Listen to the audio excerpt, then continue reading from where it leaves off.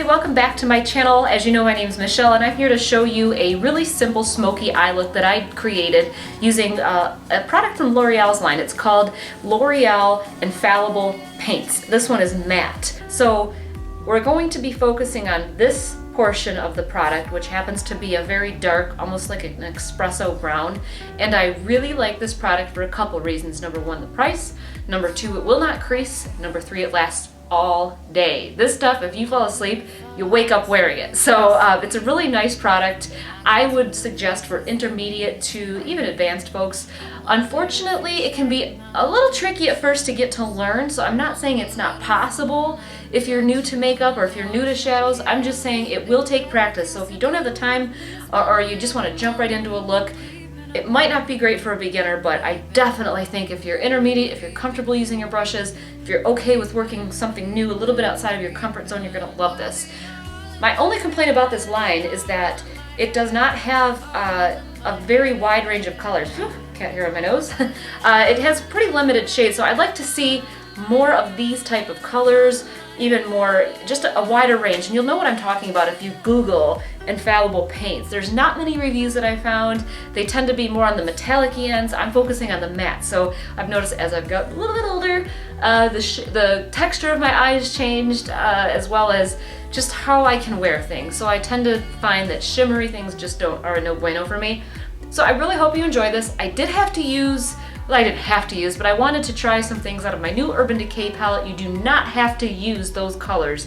Please use a contour, use a matte warm brown, whatever you can use, or dupe, a quick match will be just fine. All you need is a transition color from dark to a highlight, so whatever you have in your makeup collection would be great. It's just, this is what we're really going to be focusing on, is this dark brown. So again, welcome back to my channel. I'm sorry I haven't been here in so long. I'm hoping to make some more new videos soon, and as always, thanks for watching.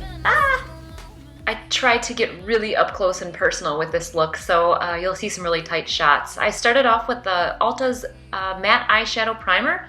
I literally just used a dot. It goes a long way. I do this more or less to create a nice semi-tacky yet smooth surface. I know that doesn't make much sense, but a nice primed eye to hold any shadows. Moving on to this version of Urban Decay, you can use Blame It on Midnight by NYX. It's a perfect dupe. And I'm just creating a nice gradient right here. So this is the part that transitions the dark color that's going to be on my lid to the light color that's going to be underneath the brow. The key is to start in areas towards the outside of your eye where you want the most concentration, buffing it out, and then slowly moving in. So after this darker or medium color, we're moving on to a light color. Optional, you don't have to do this, but I find I just like things a tad lighter, just to kind of give it a more gradient look. And I'm following along the lower lash line so everything looks seamless, meaning I don't want to see any starting or stopping of color from top to bottom lid. One other thing that's nice about this look, when you use the L'Oreal, when you actually use the paint pot, it will not have any fallout. So you can actually do, on top and bottom of the eye all in one swoop. You don't have to worry about fallout. This is optional. Just use a NYX Jumbo Eye Pencil in the white. And I'm creating a tacky base for a light color. I just find this really brings out whiter, light colors. It's totally optional. I really don't know, honestly, if it does much. It's just a little habit that I have. So after I have that look, I'm moving on now to the actual product, the star of this show. And this is the L'Oreal paint in that matte color, and I'm dabbing it on. It does not have to be perfect, obviously. It's okay if you make a little bit of a mistake. Don't go crazy with it. Start at the outside of your eye. I cannot stress that enough. Grab a 217 brush or whatever brush that you're comfortable with working into the crease, and you want to move this product right now. It's not, it turns into a set powder, but right now it has some playtime to it. You can move this around, you can blend it, you can do a lot of things at this point, but I'm sticking to the crease and slightly above as we get towards the outside of the face, and then moving inwards after I get a nice blended look. So don't be afraid to apply a little pressure with this product. You really can work this around. You can use your fingers, but just know that once it sets, it's set. So you won't be able to blend at that point after. So the drawback is, you know, limited playtime. The payoff is the fact that this lasts all day. I mean, it lasts under heat. You won't really need any touch-ups with this color. You can use it as an eyeliner, but to create, again, that seamless look, I'm going along the bottom lash line, so this way I can just transition this color top to bottom. You don't have to.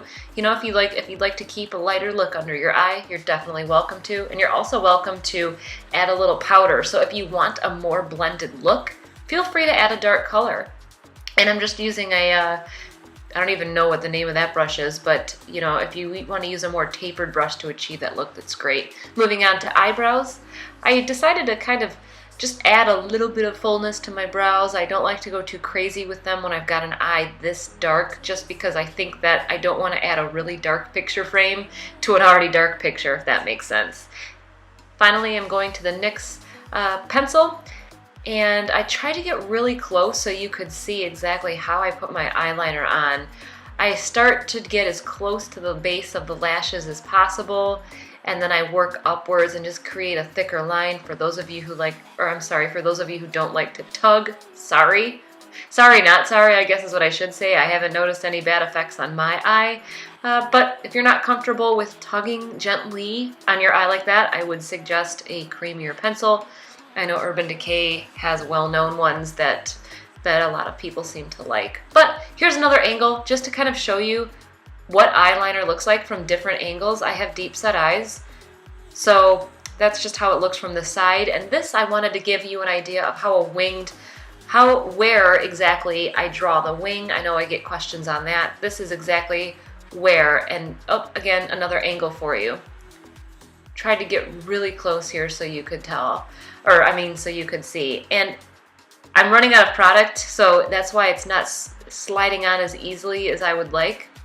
But the end result turned out pretty well.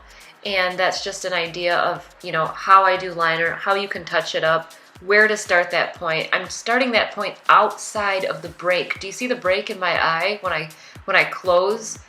That's where that bone ends or starts, however you want to look at it. That's where I start the line. The final touch to this look is some mascara.